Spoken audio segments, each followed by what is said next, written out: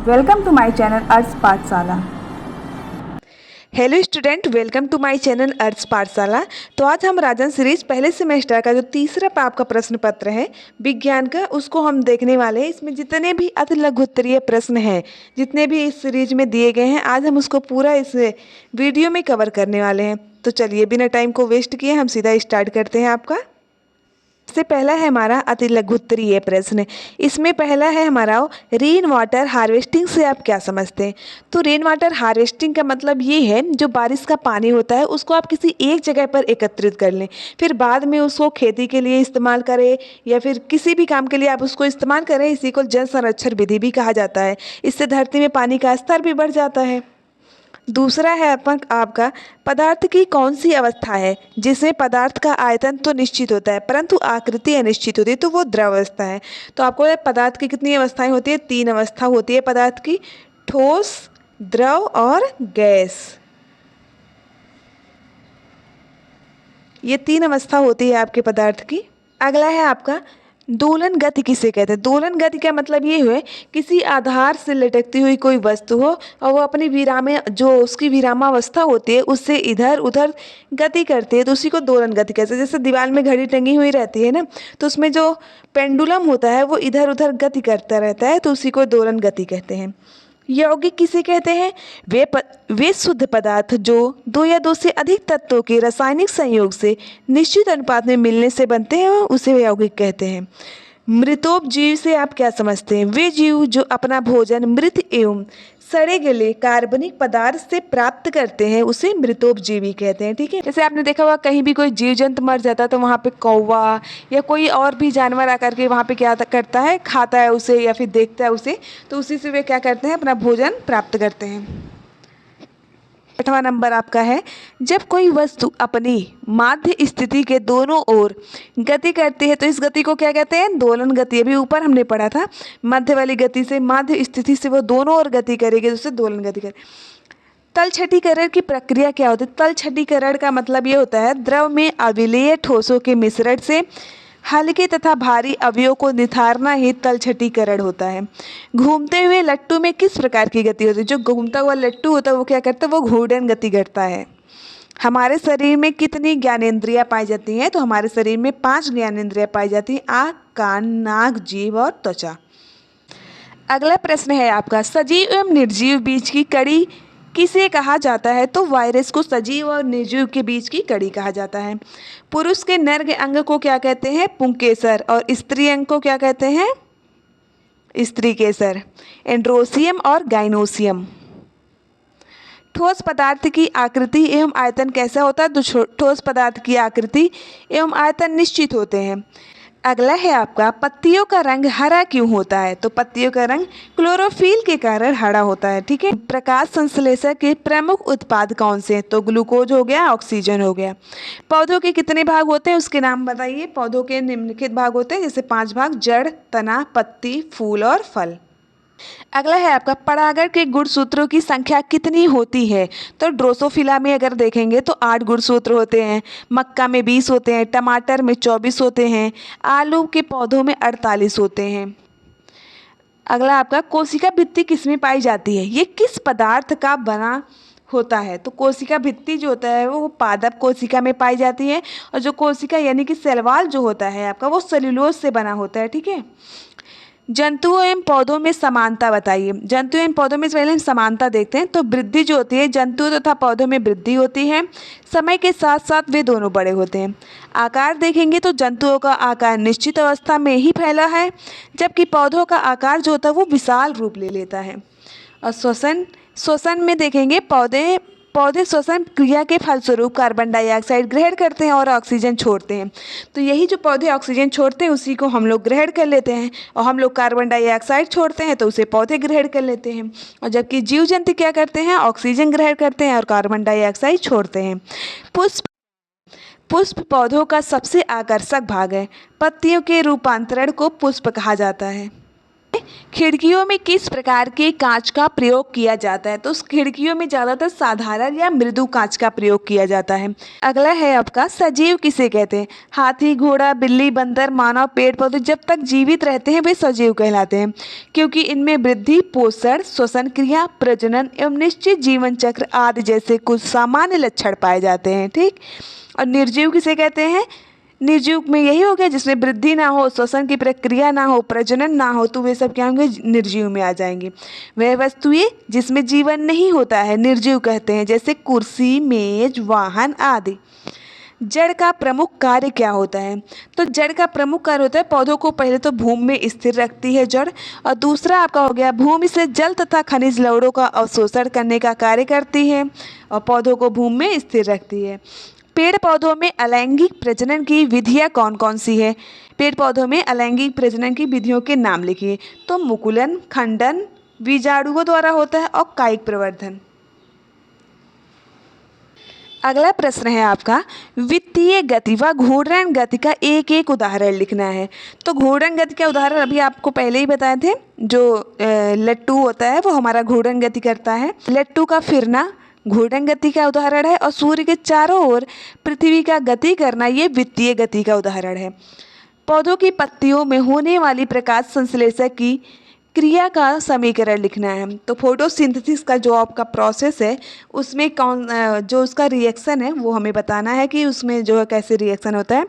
तो 6CO2 + 12H2O ये दोनों जब आपस में सनलाइट और क्लोरोफिल के प्रेजेंस में जब ये आपस में रिएक्ट करते हैं तो C6H12O6 + 6 ऑक्सीजन + 6 H2O का निर्माण करते हैं। ठीक। अगला प्रश्न आपका 4 सेंटीमीटर त्रिज्या के वृत्तीय पथ पर एक कण आधा चक्कर लगाता है। तो इस दशा में कण द्वारा तय की गई दूरी तथा विस्थापन ज्ञात करना है। ठीक। तो वृत्तीय पथ की त्रिज्या कितनी दी है? त्रिज्या दी है आपका 4 सेंटीमीटर। तो कण द्वारा आधे चक्कर में दूरी कितनी तय की जाएगी? πr। तो फिर यहाँ पे आपका हो जाएगा पाई की वैल्यू कितना होता है? 3.14 × 4 हो जाएगा आपकी त्रिज्या। दोनों को मल्टीप्लाई कर देंगे तो आ जाएगा 12.56 सेंटीमीटर। ये तो आपका हो गया कण द्वारा आधे चक्कर में तय की गई दूरी। ये दूरी निकल गई हमारी। और विस्थापन देखेंगे तो विस्थापन का फॉर्मूला आता है 2r। तो हम इसमें मल्टीप्लाई कर देंगे 2 × 4 और आपका आ जाएगा 8 सेंटीमीटर। ठीक है। तो दूरी और विस्थापन ज्ञात करना था, दूरी और विस्थापन दोनों आपका निकल गया। बीजों के प्रकीर्णन की दोलछेप प्रक्रिया क्या है? फल के निरंतर हिलने डुलने के कारण बीज हवा में बिखर जाते हैं, इसे दोलछेप प्रक्रिया कहा जाता है, जैसे पोस्ता में। अगला प्रश्न है आपका प्रकीर्णन क्या है? इसकी प्रमुख विधियाँ कौन कौन सी है? तो बीजों का वातावरण में फैलना ही प्रकीर्णन कहलाता है। प्रकीर्णन की प्रमुख विधियाँ जैसे बीज जल द्वारा फैल सकते हैं, हवा द्वारा फैल सकते हैं, कीटों द्वारा भी फैल सकते हैं और पक्षियों द्वारा भी। जैसे पक्षी किसी भी बीज को एक जगह से उठा के कहीं और जगह छोड़ देती हैं। हवा जब चलती है तो हवा के द्वारा बीज उड़ के एक जगह से दूसरी जगह चले जाते हैं, ऐसे जल द्वारा और कीटों द्वारा भी। तो अगला है पौधों में कितने प्रकार से जनन होता है? तो पौधों में 3 प्रकार से जनन होता है, लैंगिक, अलैंगिक और वर्धी। ठीक। पत्तियों के प्रमुख भागों का नाम लिखिए। पत्तियों में प्रमुख जो होते हैं 3 भाग होते हैं। पहला आपका होता है पर्णाधार, दूसरा आपका पर्णवृंत और तीसरा आपका पर्णफलक। 1 माइक्रोमीटर में कितने पिकोमीटर होते हैं? तो ये आप याद कर लीजिएगा। 1 माइक्रोमीटर में 10⁻⁻6 मीटर होता है। 1 पिकोमीटर बराबर 10⁻⁻12 मीटर। 1 माइक्रोमीटर बराबर 10⁻6 पिकोमीटर। 1 माइक्रोमीटर मीटर होगा तो 10⁻⁻6 और पिकोमीटर 10⁻6। बेलन की लंबाई तथा वृत्त के व्यास मापन के लिए किस यंत्र का प्रयोग किया जाता है? तो ये होता है वर्नियर कैलिपर्स।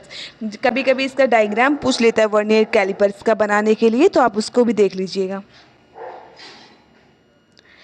उपापचय क्रिया कितने प्रकार की होती है? तो उपापचय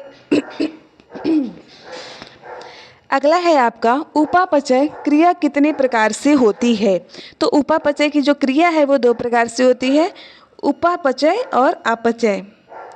ठोस पदार्थ की आकृति एवं आयतन कैसा होता है? तो ठोस प्रकार की आकृति एवं आयतन निश्चित होता है।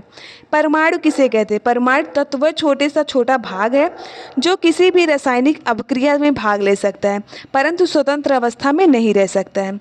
अगला है आपका चौड़ी मोटी कटीली संरचना वाले मरुद्भिद पौधों का एक नाम लिखिए। तो नागफनी हो गया। अगला प्रश्न आपका है घर्षण बल को कम करने के उपाय बताइए। तो मशीनों के कलपुर्जों को घिसने एवं टूटने से बचाने हेतु उसके संपर्क तल के मध्य स्नेहतक तेल या ग्रीस लगाकर उससे घर्षण बल को कम किया जा सकता है। जो घर्षण बल होता है आपने देखा होगा, आपके भी घर पे कोई भी मशीन होगी तो उसमें क्या करते हैं, ज़्यादातर सब लोग तेल लगा देते हैं या ग्रीस लगा देते हैं। अब हम लोग साइकिल में ही साइकिल के चेन में कोई ग्रीस लगा देता है, कोई चेन लगा देता है ताकि वो जल्दी से क्या करे, घर्षण बल उसमें कम हो और जल्दी से टूटे ना। पुष्प के मादा अंग का नाम लिखिए। तो पुष्प के मादा अंग का नाम होता है जयांग। सजीव का एक लक्षण लिखिए। सजीव में सभी प्रकार की क्रियाएं होती हैं, श्वसन, पोषण, उत्सर्जन आदि। अगला देखेंगे शाकाहारी तथा मांसाहारी जंतुओं के दो दो नाम लिखिए। ये तो आप सब जान ही रहे हैं। शाकाहारी में बकरी हो गया, खरगोश हो गया। मांसाहारी में शेर, चीता, भेड़िया, ये सब आपके मांसाहारी में आ जाएंगे। पदार्थ की कितनी भौतिक अवस्थाएं होती हैं? पहले ही हमें बता दिया आपको, पदार्थ की 3 भौतिक अवस्थाएं होती हैं, ठोस, द्रव और गैस। समय का मानक मात्रक क्या है? समय का मानक मात्रक होता है सेकंड। प्रश्न है आपका जंतु एवं पौधों में अंतर स्पष्ट कीजिए। ये हमने पीछे भी एक बार कर लिया है जंतु और पौधों में अंतर का, तो आप उसको देख लीजिएगा, इसको भी। अगला प्रश्न है आपका दूध किस प्रकार का मिश्रण है? तो दूध एक समांगी मिश्रण है। तो मिश्रण भी कई होते हैं, समांगी मिश्रण और विषमांगी मिश्रण। ठीक, 2 प्रकार का मिश्रण होता है। पत्तियों का मुख्य कार्य लिखिए। पत्तियों का मुख्य कार्य होता है क्या? प्रकाश संश्लेषण की क्रिया को करना। विद्युतीय बल किसे कहते हैं? विद्युत बल के कारण जब चीज़ें किसी ओर आकर्षित होने लगती हैं तो उसे विद्युतीय बल कहते हैं। जब विद्युत बल के कारण कोई चीज़ किसी की तरफ किसी ओर आकर्षित होने लगती है तो उसे हम विद्युतीय बल कहते हैं। जैसे प्लास्टिक के स्केल को सूखे कागज़ से रगड़ कर टुकड़े के पास जब ले जाते हैं तो कागज़ के टुकड़ा जो होता क्या होता है, प्लास्टिक के स्केल की तरफ आकर्षित होने लगता है। इसे विद्युतीय बल का कारण होता है। जैसे मछली के जल में रहने के लिए कौन कौन से अनुकूलन अंग सहायक है? तो धारा रेखित शरीर, मछली में पंख होते हैं, मछली में गल फरे होते हैं। ठीक। कीट बच्ची पौधों की विशेषता तथा नाम लिखिए। कीट बच्ची पौधे जो होते हैं ये दलदली भूमि में उगते हैं और दलदली भूमि में उगने के कारण क्या होता है, इनमें नाइट्रोजन नहीं होता है, ये नाइट्रोजन नहीं प्राप्त कर पाते हैं, इसलिए ये क्या करते हैं, प्रोटीन का निर्माण नहीं कर पाते हैं। और प्रोटीन की आवश्यकता को पूर्ण करने के लिए ये कीटों का क्या करते हैं, पाचन करते हैं। जैसे ड्रोसेरा हो गया, घड़परड़ी हो गया। अगला है जलीय पौधों के तने एवं पत्तियों की एक एक विशेषताएं बताइए।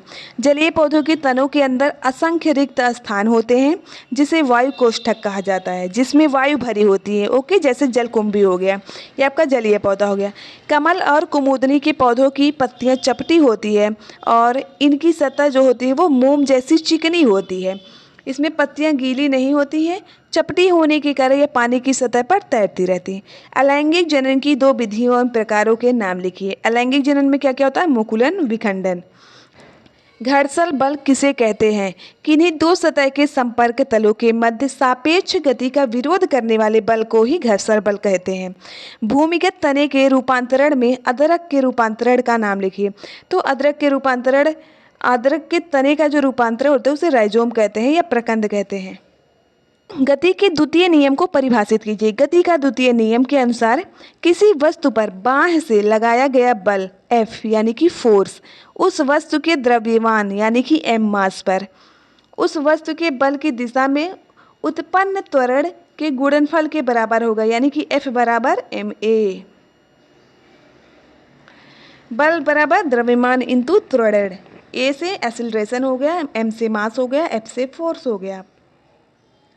पारदर्शी तथा अपारदर्शी को स्पष्ट कीजिए। पारदर्शी क्या होता है? पारदर्शी वे पदार्थ होते हैं जिनके आर पार हम देख सकते हैं, इनमें पारदर्शिता का गुण होता है। अपारदर्शी वे पदार्थ होते हैं जिनके आर पार हम नहीं देख पाते हैं, इनमें क्या होता है, पारदर्शिता का गुण नहीं होता है, उनमें अपारदर्शिता का गुण होता है। अब डॉक्टरी थर्मामीटर में हम मानव शरीर के डिग्री सेंटीग्रेड में किस सीमा के अंतर्गत ताप माप सकते हैं? तो हम 35 डिग्री सेंटीग्रेड से 42 डिग्री सेंटीग्रेड तक नापते हैं। क्लोरोफिल के 2 प्रमुख कार्य बताइए।